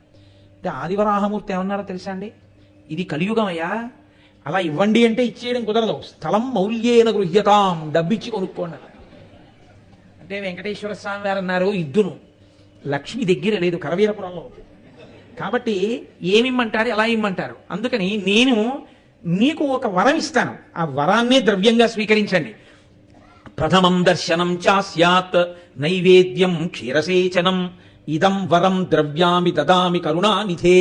ఓ కరుణానిధి, అడిగిన వాడికి ఇచ్చే డబ్బు దగ్గర లేనప్పుడు బతిమాలుకోవద్దండి, బతిమాలుకుని మాట్లాడద్దు. అంత లేదండి కొంచెం తగ్గించండి ఆ రేట్ అని అనడం, ఇంకో మాట అనొద్దు. కాబట్టి ఇప్పుడు ఇచ్చేస్తాను, రిజిస్ట్రేషన్ వేళకి మిగిలింది చదువుతాను, అగ్రిమెంట్ రాసుకుందామని ఏదో బతిమాలుకోవద్దు. మీకు ఆ స్థలం కావాలంటే ఎలా ఉంటుందో భూమిని కొనడం అంటే చూపించింది అవతారం. కాబట్టి ఆయన అన్నారు ప్రథమం దర్శనం చాస్యాత్ నైవేద్యం క్షీరసేచనం. కలియుగంలో వెంకటేశ్వర స్వామి వారిని అందరూ నమ్ముకుని ఏడుకొండలవాడ వెంకటరమణ గోవిందా గోవిందా అంటూ నా చుట్టూ తిరిగినా మొట్టమొదట ఎవడు వస్తూనే నా దగ్గరికి దర్శనానికి వస్తాడో వాడు దర్శనం చేసుకున్నా చేసుకోని వాడిగానే లెక్కలో తీసుకుంటాడు. మొట్టమొదట మీ దర్శనం చేసి తర్వాత నా దగ్గరికి రావాలి. మీ దర్శనం చేయకుండా నా దగ్గరికి వస్తే వెంకటేశ్వర స్వామి వారి దగ్గర రిజిస్టర్ ఉంటుందా అంటారేమో, ఇలా ఉంటారు. ఆయన అన్నీ గమనిస్తుంటారు. ఇలా కళ్ళు తెరిచి చూసిన వాడు కాడు, చక్కగా ఇలా ఉండి అన్నీ తెలుసుకుంటుంటారు. ఆయన విప్పాడో తెరిచాడో కూడా తెలియనంత ఉద్ధబండ్రాలు పెట్టుకుని ఉంటాడు. మీరు ఏం చేసి వచ్చారో ఆయన అన్నీ కనిపెట్టగలరు. కాబట్టి ఆదివరాహస్వామి దర్శనం మొదట చేసిన వారెవరున్నారో వారికి నా అనుగ్రహం. ఆదివరాహస్వామిని దర్శనం చేయకుండా నా దర్శనానికి వస్తే వాళ్ళు దర్శనం చేసినా చెయ్యని వారి కిందే నేను లెక్కలో వేస్తాను. కాబట్టి వెంకటాచలం వెడితే మొదట దర్శనం చేయవలసింది ఎవరిని? ఆదివరాహస్వామి దర్శనం చేయకుండా వెళ్ళకూడదు. కాబట్టి ప్రథమం దర్శనం చాస్యాత్ నైవేద్యం క్షీరసేచనం. మొట్టమొదటి నైవేద్యం మీకే జరుగుతుంది. మీకు నైవేద్యం అయిన తరువాత నాకు నైవేద్యం పెడతారు. మీకు పాలు పెట్టిన తరువాత నాకు పాలు పెడతారు. ఇదం వరం ద్రవ్యం దదామి కరుణానిధే. దీన్నే మీరు ధనం కింద భావించండి. భావించి నాకు ఇక్కడ ఎక్కడైనా ఉండడానికి కొంత జాగా ఇప్పించండి అని అడిగారు. అడిగితే ఆదివరాహస్వామి వారు అన్నారు, ఎన్నాళ్ళు కావాలి మీకు ఇలాగని అడిగారు. మరి కొనుక్కున్నది కాదుగా, విక్రయించేస్తే ఆయన ఎన్నాళ్ళు ఉంటే మనకెందుకు? ఇప్పుడు ఈ వరం ఎన్నాళ్ళు సాగుతుంది? ఆయన ఉన్ననాళ్లే సాగుతుంది కదండి. వెంకటేశ్వర స్వామి వారు అక్కడ ఉన్నారనుకోండి, ఏ కొండ మీద కడతాం. అకస్మాత్తుగా వెంకటేశ్వర స్వామి వారు 7 కొండల నుంచి లేచి ఇంకో కొండ మీద వెళ్ళిపోయారని కనపడింది అనుకోండి, టీవీ ఛానల్స్ లో చూపించేశారు అనుకోండి, ఇక 7 కొండల మీదకి వెళ్ళే వాళ్ళు ఉంటారా? ఆ కొండ మీద వెళ్ళిపోతారు అందరూ. కాబట్టి మీరు ఎన్నాళ్ళు ఉంటారో అన్నాళ్లే మాకు ఇది పనికొచ్చేది. కాబట్టి ఎన్నాళ్ళు ఉందాం అనుకుంటున్నారని అడిగారు. అంటే కలియుగ పర్యంతం, కలియుగం ఉన్నంత కాలం ఉంటాం. ప్రజల్ని ఉద్ధరించాలి కదా, మరి అందుకని ఇక్కడే ఉంటాను. కాబట్టి అప్పటి వరకు మన ఇద్దరి మధ్య ఇది ఒడంబడిక. అంటే ఆయన అన్నారు, సరే ఉండండి. అంటే మీరు ఒక విషయాన్ని గుర్తుపెట్టుకోవాలి, వెంకటేశ్వర స్వామి వారు కొనుక్కున్నది కాదు ఆ స్థలం. కొనుక్కోకుండా కలియుగం అయిపోయేంత వరకు ఉండడానికి పుచ్చుకున్నది అంటే ఏంటి? లీజుల్ అకామిడేషన్. అసలు ప్రపంచంలో బహుశా మొట్టమొదటి లీజ్ అగ్రిమెంట్ చేసుకున్న వారు ఎవరో తెలుసా అండి? ఆదివరాహస్వామి, వెంకటేశ్వర స్వామి. తర్వాతే లీజ్ అగ్రిమెంట్ వచ్చింది. అంటే యుగ ధర్మాన్ని ఆయన ఎంత పాటించాడో చూడండి. మనం కూడా రాబోయే రోజులు ఎలా ఉంటాయో చెప్పారు. ఆ తర్వాతే బహుశా 100 ఏళ్ళు ఇక్కడ మేము ఏదో కొట్టు కట్టుకుంటాం, 200 ఏళ్ళు ఇక్కడ ఏదో మేము పెట్టుకుంటామని చెప్పి స్థలాలు లీజుకు పుచ్చుకుని అగ్రిమెంట్ రాసుకోవడం వచ్చింది. అలాంటి మొదటి లీజ్ అగ్రిమెంట్ రాసుకున్న వాళ్ళు ఆదివరాహస్వామి, వెంకటేశ్వర స్వామి. కాబట్టి అది ఆయనకి స్థిర నివాసం కాదు. మీకు నేను ఏదో ఒక రోజు ఉపన్యాసంలో చెప్తాను. ఓ రోజు లక్ష్మీదేవి అడిగింది, ఎందుకు వచ్చిందండి గొడవ? ఏదో 10 రోజులు నించుంటే కనపడతాడు ఒక్క పుణ్యాత్ముడు. వచ్చేవాడు, వచ్చిన వాళ్ళందరూ కోరికలతో వచ్చేవాళ్ళు, పాపాలు చేసి వచ్చేవాళ్ళే. ఇక్కడికి వచ్చి ఇలా ఇలా ఇలా అనేవాళ్లే. కానీ బయటికి వెళ్ళాక చూడండి వాళ్ళ పరిస్థితులు ఎలా ఉంటాయో. లోపలికి వచ్చే ముందు చూడండి, ముందు వృద్ధుడు వెళ్తున్నాడని కూడా చూడరు, పరిగెత్తుకుంటూ వెళ్ళిపోతారు అంతే దాటి. పాపం ఎవరో వికలాంగుడు వెళ్తున్నాడని చూడరు, దాటుకుంటూ వెళ్ళిపోతారు అంతే. సరే, కొంతమందిని ఇట్టించి వెళ్ళిపోతే కొంతమంది ఇలా వెళ్ళిపోతారు. అలా ఎందుకు వెళ్ళిపోతారంటే వాళ్ళ అదృష్టాదృష్టం అనవలసి ఉంటుంది అంతే. కాబట్టి ఇలా వెళ్ళిన వాడు ముసలైన ఎడతాడు, ఇలా ఉన్నవాడు ఓపికన్న ఎడతాడు. అలా ఎందుకు వెళ్ళిపోతాడు? ఓపిక ఉన్న వాళ్ళు ఇలా వెళ్ళడం అంటే, వృద్ధుడు అలా వెళ్ళడం, రంగనాయకుల మంట మన చుట్టూ తిరగడం అంటే. వెంకటేశ్వర స్వామి వారు ఇంకా కాసేపు ఉండవాయి గుళ్ళో, పెద్దవాడి అయిపోయావు కదా, మళ్ళీ మళ్ళీ రాగలవా? ఏమి వీడైతే మళ్ళీ రాగలలే, ముందు వచ్చి పడిపోతాడు, నువ్వు అలా తిరిగిరా అన్నాడని మీరు తృప్తి పడిపోవాలి. మంచిదే కదా. మీరు ఏదో ఒక భావన చేత ఈశ్వరుని యందు భక్తిని నిలుపుకోవడం ప్రధానం తప్ప ప్రతి దాంట్లో లోపలించడం ఎందుకు? కాబట్టి అక్కడ అటువంటి క్షేత్రం. కాబట్టి ఆయన ఆదివరాహస్వామి దగ్గర అనుమతి పొంది ఉన్నారు. కాబట్టి మీరు ఒక విషయాన్ని గుర్తుపెట్టుకోవాలి, ఆదివరాహస్వామి కూడా ఉన్నారు. మీరు స్కంద పురాణం చదివితే అసలు ఆదివరాహస్వామి వైభవం ఏమిటో, ఆయన ఎలా కూర్చుంటారో, భూదేవి ఎలా వచ్చి పక్కన కూర్చుందో, ఆయన వెంకటాచల క్షేత్రం అంతటి గురించి ఆయనే మాట్లాడతారు. వరాహస్వామి మాట్లాడి చెప్తారు భూదేవితోటి. ఎంత గొప్పగా మాట్లాడతారో మీకు అర్థమవుతుంది. కాబట్టి ఇప్పటికీ ఆదివరాహస్వామి ఉన్నారు. ఆదివరాహస్వామి ఉండడం అంటే ఏమిటో తెలుసా అండి? శంకరాచార్యులు వారి సౌందర్యలహరి చేస్తూ ఒక మాట అంటారు, అవిద్యానామంతస్తిమిరమిహిరోద్వీపనగరీ జడానాం చైతన్య స్తబక మకరంద శృతిజరి దరిద్రాణాం చింతామణి గుణనికా జన్మ జలధౌ నిమగ్నానాం దంస్ట్రా మురరిపవరాహస్య భవతి అంటారు. ఆయన తన యొక్క మూపు మీద, ఆ కొమ్ము మీద భూమినంతటిని పైకెత్తాడు సముద్రం నుంచి. కాపాడిన వాడెవరో, రక్షించిన వాడెవరో ఆయన ఆదివరాహస్వామి. అటువంటి వాడు సంసారం అనేటటువంటి సముద్రంలో పడిపోయిన మనని కూడా తన కోరతో పైకెత్తగలడు. కాబట్టి అటువంటి మహానుభావుడి దర్శనం చేసుకుని వెంకటేశ్వర స్వామి దర్శనానికి వెళ్తాం. కానీ ఉత్సవాలన్నీ వెంకటేశ్వర స్వామి వారికే ఉంటాయి. ఎందుకని అంటే ఒక్కటే కారణం, ధ్వజస్తంభం ఎవరికి లేదో వారికి ఉత్సవం చేయరు. ధ్వజస్తంభం ఎవరికి ఉంటుందో వారికి మాత్రమే ఉత్సవం చేయాలి. ఒకే దేవాలయ ప్రాంగణంలో చాలా దేవాలయాలు ఉన్నాయనుకోండి, ఒక్క స్వామికే ధ్వజస్తంభం ఉంటే ఆయనకే ఉత్సవం చేయాలి తప్ప ధ్వజస్తంభం లేని దేవాలయంలో ఉన్న మూర్తికి ఉత్సవం చేయకూడదు. కాబట్టి అంటే శాశ్వతోత్సవం కింద చేయడానికి ఏమి ఉండదు, ఏదో వాయుప్రతిష్ఠ చేసి చేయడానికి ఉంటుంది తప్ప. అందుకే ఆదివరాహస్వామికి ఉత్సవాలు ఉండవు. ఆదివరాహస్వామికి ఉత్సవం లేకపోవడానికి కారణం ఏంటంటే ఉత్సవాలన్నీ వెంకటేశ్వర స్వామి వారి వరం చేత నైవేద్యం మాత్రం ప్రథమ నైవేద్యం ప్రథమ దర్శనం ఆదివరాహస్వామిది. ప్రథమ దర్శనం ఆదివరాహస్వామిని చెయ్యండి అని చెప్పడంలో మీకు వెంకటేశ్వర స్వామి వారు ఒక గొప్ప అనుగ్రహాన్ని ఇచ్చారు. భూ అనండి లక్ష్మీదేవి అనండి. ఆదివరాహస్వామి పుట్టలోంచి ఇలా పైకి లేచిన మూర్తిగా ఉంటుంది. ఇలా ఉంటారు. ఇలా ఉంటే మీరు కొంచెం జాగ్రత్తగా పట్టి చూస్తే ఈ వక్షస్థలం మీద ఇలా ఉంటుంది లక్ష్మీదేవి, స్ఫుటంగా కనపడుతుంది. మీరు వెంకటేశ్వర స్వామి వారి దగ్గరికి వెళ్ళినప్పుడు ఆయన ఏకబేరమూర్తి, ఆయన దగ్గర మీకు లక్ష్మి ప్రకటనంగా కనపడదు. ఎవరు ఏ మాటలు చెప్పినా ప్రకటనంగా మాత్రం స్పష్టంగా మాత్రం లక్ష్మి పైకి కనపడదు. వక్షస్థలంలో ఉన్న ఆమె అలంకారం చేత కప్పబడిపోయి ఉంటుంది. ఆదివరాహస్వామి దగ్గర మాత్రం అలా కాదు. ఆదివరాహస్వామి దగ్గర లక్ష్మి స్ఫుటంగా మీకు దర్శనం అవుతుంది. పైగా అసలు ఆదివరాహస్వామి దర్శనం చేత సంసారం అనేటటువంటి సముద్రంలోంచే పైకి రాగలడు. జనన మరణములు దేనివల్ల వస్తాయండి? పాపపుణ్యముల వల్లనే వస్తాయి. ఆ పాపపుణ్యములు అనేటటువంటి దాంట్లోంచి ఉద్ధరించగలిగిన వాని దర్శనం కన్నా మనుష్య జన్మకి కావలసిందే ఉంటుంది. మీరు స్కాంద పురాణం కానీ వరాహ పురాణం కానీ ఎప్పుడైనా చదవడం తటస్థిస్తే, లేదా మహాభారతంలో అనుశాసనిక పర్వంలో చిట్ట చివరిలో పార్వతీదేవితో పరమేశ్వరుడు మాట్లాడతాడు. మాట్లాడినప్పుడు కానీ మీరు చూస్తే మనం చేస్తున్నటువంటివి కొన్ని మనకి తెలియకుండా చేసేస్తాం. ఆ చేసేటటువంటి పాపకర్మల యొక్క ఫలితములను చూస్తే అయ్య బాబోయ్ అనిపిస్తుంది. ఇన్ని పాపములను తొలగించగలిగినటువంటి శక్తినంతటిని ఈశ్వరుడు ఎక్కడికి తీసుకెళ్లి నిక్షిప్తం చేశాడో తెలుసా అండి? స్వామి పుష్కరిణి ఎందు పెట్టాడు. ఆ స్వామి పుష్కరిణి స్నానం అదృష్టహేతువు. అసలు పుష్కరిణి స్నానం ఎవరు చేస్తారో వాడు పిశాచ జన్మ నుంచి కూడా విముక్తమయ్యారు. ఆ పుష్కరిణిలో ఎవరు స్నానం చేస్తారో వాళ్ళ సమస్త పాప రాశి దగ్ధమైపోతుంది. ఈశ్వర తేజస్సు అంతా పుష్కరిణిగా ఉంది అక్కడ. అక్కడ సాక్షాత్తుగా ఆదివరాహమూర్తి భూదేవితో మాట్లాడుతూ ఒక మాట చెప్తారు. ఇక్కడ స్వామి పుష్కరిణి, పాండవ తీర్థము, తుంగుర తీర్థము, నారద తీర్థము, కుమారధార, ఈ 5 అత్యద్భుతం. పాప వినాశనం ఆకాశగంగా సరే. ఇవి స్నానం చేసి తీరాలి. కానీ ఇవాళ మన ప్రారంభం ఏమైపోయిందంటే అసలు పురాణాలలో వ్యాసుడు ఎక్కడ దేని గురించి ఏది చెప్పాడో ఆ విషయాలను వివరణ చేస్తూ మీరు ఈ అవకాశాలని ఈ కొండ మీద వినియోగించుకోండి అని పరిచయ వాక్యాలతో కూడినటువంటి విషయాలు ఎక్కడ కనపడవు. కనపడకపోవడం వల్ల భక్తులు ఏం చేస్తున్నారంటే 3 మాటలో 4 మాటలో వెంకటేశ్వర స్వామి వారి దర్శనానికే వెళుతుంటారు.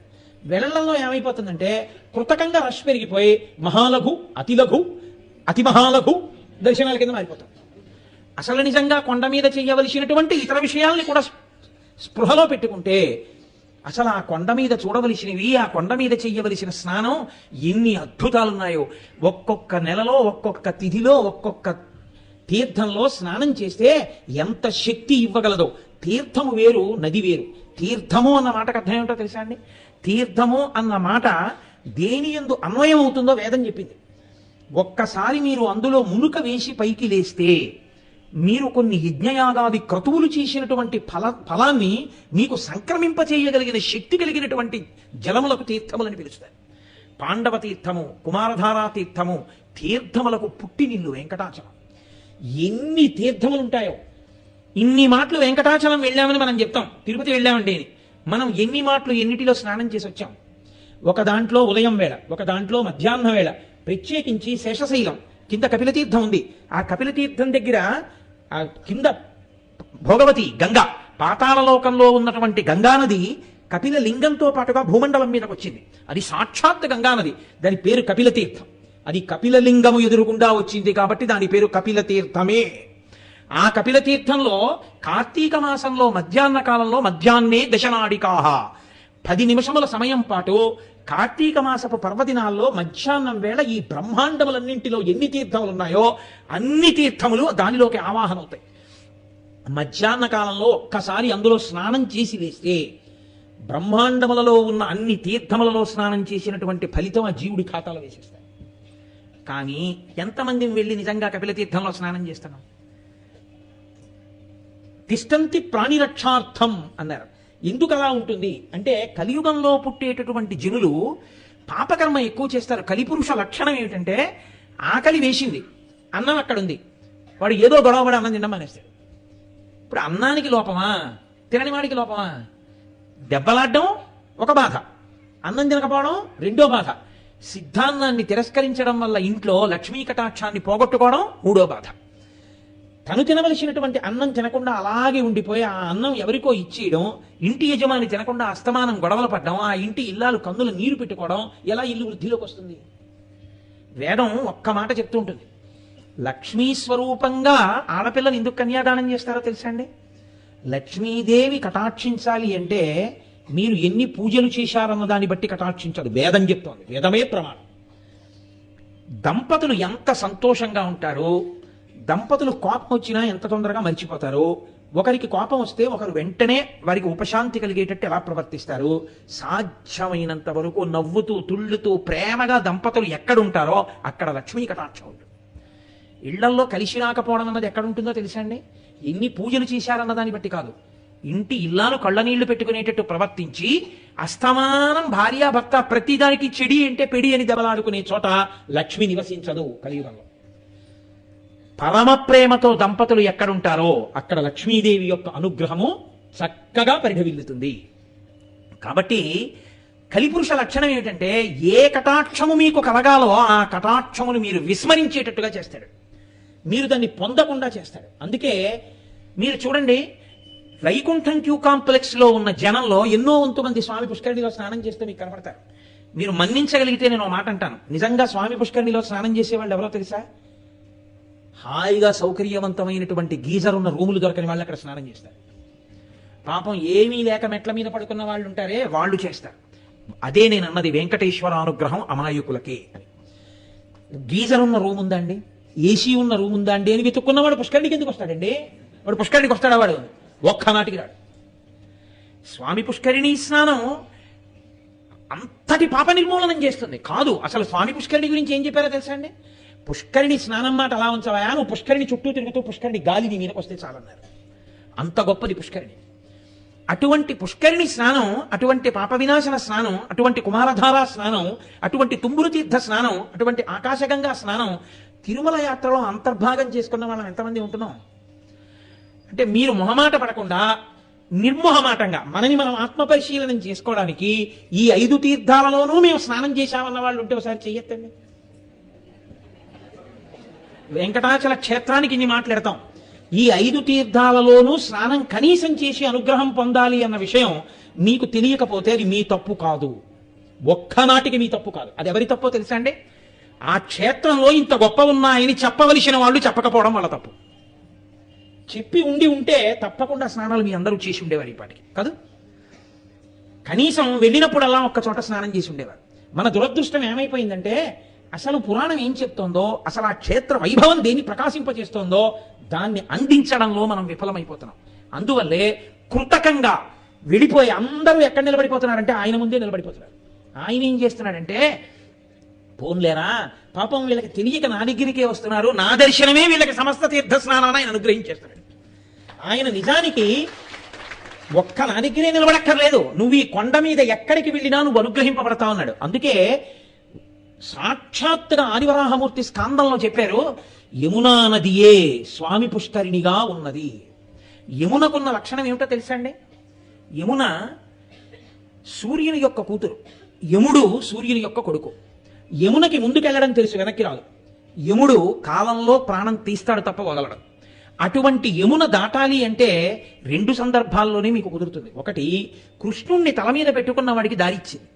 ఎవరు పరమేశ్వరుణ్ణి నెత్తి మీద పెట్టుకుంటాడో వాడికి దారిస్తుంది. అసలు స్వామి పుష్కరిణి దగ్గర ఉన్నటువంటి గొప్ప వైభవం ఏమిటో తెలుసా అండి? కోటేశ్వరరావు గారు చెప్పారు అని కాదు, నేను చెప్పింది యథార్థమో కాదో మీరు పరిశీలన చేయండి. అసలు నిజంగా స్వామి పుష్కరిణిలో స్నానం చెయ్యాలని మీరు కుతూహలపడి మీరు స్వామి పుష్కరిణి దగ్గరికి వెడితే మీకు ఎంత గొప్ప సన్నివేశం కనపడుతుందో మీకు నేను ఇవాళ చెప్తాను. మీరు బాగా జ్ఞాపకం పెట్టుకుని వెళ్ళండి. ఈసారి పుష్కరిణికి వెళ్ళినప్పుడు ఆ పుష్కరిణికి అన్ని వైపులా స్నానం చేయడానికి ఉండదు. మన ప్రారంభం ఏంటంటే ఏది చెయ్యకూడదో అదే చేస్తారు వీళ్ళు కూడా. అక్కడే బట్టలు ఉతకడం, అక్కడ మొహం కడుక్కోవడం, పిచ్చి పనులన్నీ అక్కడే చేస్తారు. కాబట్టి ఏ గట్టు మీదకి ఎవరు వెళ్లకుండా అక్కడ ఒక ఆయన నించుని ఏలేస్తుంటాడు, ఎక్కడికి వెళ్ళదు. చక్కగా స్నానం చేసి అక్కడ కూర్చుని సంధ్యావందనం చేసుకుందాం అంటే అవకాశం ఏమి ఉండదు. ఒక్క ప్రవేశంలోంచి లోపలికి వెళ్ళాలి. కానీ మీరు లోపలికి వెళ్ళినప్పుడు ఉన్నంతలో మీరు అనుభవించడానికి నేను అవకాశం చెప్తున్నాను. మీరు నిజంగా స్వామి పుష్కరిణిలో స్నానం చేసి ఇలా పైకొచ్చి ఒక్కసారి మీరు ఇలా దిగినప్పుడు నీటిలోకి దిగారు కదా, మీ పృష్ఠభాగం వెనక్కుంది, మీరు అటు తల తిప్పి ఓసారి ఇలా తలెత్తి చూడండి. చూస్తే మీకు ఆనందం కలిగే విమానం కనపడుతుంది. ఆ విమానమే చాలండి. ఆ ఒక్క విమానం దర్శనం చేసుకుంటాం. నేను అవతల వమన్నారు ఇంద్రుడితో దేవతలు. ఎవడకు కావాలయా నీ స్వర్గం? స్వర్గాపవర్గ నిరపేక్ష నిజాంతరంగాహ. మాకు అక్కర్లేదు, మేము స్వర్గలోకానికి రాము, మేము ఇక్కడే ఉండిపోతాం. ఉండిపోయి మేము ఏం చేస్తామో తెలుసా? ఇక్కడ ఉండిపోతే రోజు ట్యాగ్ వేయించుకోవాలి, అంత తొందరగా దర్శనం ఏం కాదంటావేమో, మాకు అక్కర్లా, మేము ఆ విమానం చూస్తూ ఉండిపోతాం అన్నారు. స్వర్గలోకం కన్నా విమాన దర్శనమే గొప్పది. అందున మీరు తెల్లవారుజాము సమయంలో ఆ పుష్కరిణిలోకి వెళ్ళి స్నానం చేసి అప్పుడు పెద్ద కలకల ఉండదు, ప్రశాంతంగా ఉంటుంది, ఎవ్వరూ ఉండరు.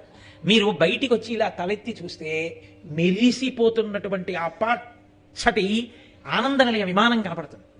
ఆ ఆకాశం, ఆ మేఘాలు, ఆ పచ్చటి ఆనందం కలిగే విమానం, ఆ ఫ్లడ్ లైట్ల కాంతి దాని మీద పడి దాంట్లోంచి పైకి వస్తున్నటువంటి ఒక పసుపు వన్నె, మీరు దాన్ని చూసి ఇలా తల కిందకి దింపారనుకోండి, నమో వృక్షేభ్యో హరికేశాయోపవీతినే పుష్టానాం పతయే నమో నమో అన్నట్లుగా ఒక పెద్ద చెట్టు ఒకటి ఉంటుంది. ఆ మూలకి ఆ చెట్టుకి అరుగులు ఉంటాయి. బాగా తెల్లవారుజాము నడితే బహుశా మీరు ఆ అరుగు మీద కూర్చొని సంధ్యావందనం చేసుకోవచ్చు. లేదా మీరు చక్కగా ఎవ్వరూ మిమ్మల్ని ఇబ్బంది పెట్టరు. బాగా చీకటితో వెళ్ళాలి, ఒక్కరోజు నిద్రలేచి వెళ్ళలేమండి. వెళ్ళి మీరు ఆ ఆనందనిలయ విమానం చూస్తూ ఆ వెంకటేశ్వరుని యొక్క అనుగ్రహాన్ని స్మరణ చేస్తుంటే కన్నుల నీరు కారుతూ ఆ ఆనందనిలయ గోపురాన్ని చూస్తూ మీరు పొంగిపోవచ్చు. అసలు నేనంటాను, ఆ చెట్టు రూపంలో ఉన్నాడు వెంకటేశ్వరుడు. మీరు ఆ చెట్టు దగ్గర నుంచి కొంచెం యువతలకు వస్తే పైన శంకర భగవత్పాదులు 9 శిష్యులతో కూర్చుని ఉన్నటువంటి ఒక పెద్ద స్తూపం కనబడుతుంది. ఒరే, అక్కడ మీరు కానీ పక్కనున్న మెట్ల మించి పైకెక్కారనుకోండి, మీరు లోపలికి వెళ్ళడానికి అవకాశం ఉండదు, తలుపేసి ఉంటుంది. 9 శిష్యులతో ఉంటారు శంకరాచార్యుల వారు. బహుశా ఎవరైనా ఇలా పుష్కరిణికి వచ్చి స్నానం చేసేవాళ్ళు ఉంటే జగద్గురువులు నిన్ను అనుగ్రహించడానికి సిద్ధంగా ఉన్నారని చెప్పడానికో ఏమో వెంకటేశ్వరుడు అక్కడ శంకర భగవత్పాదులు నుంచాడు. శంకర భగవత్పాదుల యొక్క పాదములు 2 కింద ఉంటాయి, ఆ పాదుకలు ఉంటాయి కింద, ఆ పిడితో సహా ఉంటాయి. మీరు చక్కగా తెల్లవారుజామున నిద్ర లేచి స్నానం చెయ్యగానే మొట్టమొదట జగద్గురువుల యొక్క పాదుకలకి మీ తల తాటించి, ఎందుకో తెలుసా అండి, జగద్గురు పాదుకలకి నమస్కారం చెయ్యాలంటే పైన చొక్కా బనీను ఉండకూడదు.